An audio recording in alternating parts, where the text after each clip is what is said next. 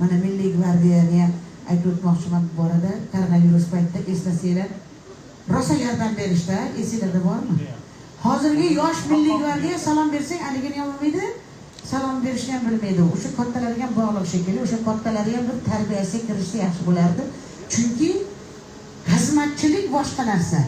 Yaxshi gapirib salomini berib xalqqa xizmat qilishlik boshqa narsa. O'shaning uchun kattalarga bog'liq.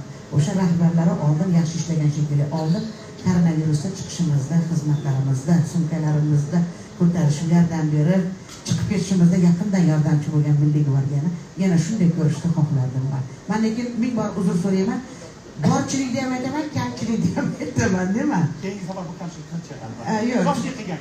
Menga qarang, advokat kerak emas. Advokatga qilsiz mana shunday fardan tortib qo'yaman. Bordi bor, yo'qdi yo'q deyish kerak. O'shanda bu yurt ko'karadi. Biz hammasiga fardan tortib olsak, unda bo'lmaydi. Har bitta rahbariyat o'zini qo'l ostidagilariga salom berib, alik olishdi. Mana bolalarim salom bermasinchi nima qilarkan ertasiga biladi. Birinchi shtraf keladi, keyingisi jahoniy bo'ladi. Salom bermasinchi nima bo'ladi? Biz bir-birimizga salom berib, mana shunaqangi xizmatchilikda qilamiz. Agar bombachi urush bo'lsa, vatanni himoya qilgan taqdirda ham bilki, senga onalik qilgan, ona bo'lgan, ota bo'lgan oqsoqol va kampirlar bor, hoji onalar, hoji dadalar bor, yoshlar bor. Senga qarab ibrat qilib havas qiladiganlar bor. O forma kiymaydigan bolalarimiz juda ko'p. O'zini navramam lutchi bo'laman deb turibdi, xudo xolasa. O'shaning uchun men aytmoqchi bo'lganim yaxshi evlar bo'lsin. Men juda haligi oxirgi paytda haligi nima deydi, g'alati bo'ldimda. Qarab o'tiribdi. Chehrini ochib o'tirdi. Hammamiz ham ishga ketib kelyapmiz, nima deydi Shojon? O'tiribsan bizdan birgacha. Shuning uchun azizlarimiz yurtimiz tinch bo'laversin. Poshshalarimiz umri uzun bo'lsin.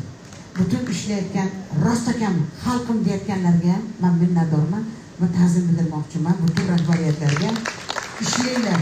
Mana shunaqangi xalqimizni mushkuli borlariga borib uyini ko'tarib beringlar.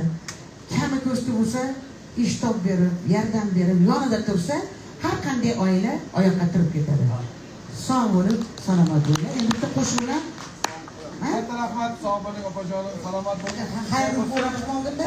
Oldinda haydashab bero, haydashib. Chunki bular haligi shartda pardan tortadigan odati bor. Qo'shinlarda aytamiz, ko'rsatib yo'qolsak, xayr. Lekin qo'shinlar bilan davom etaveramiz.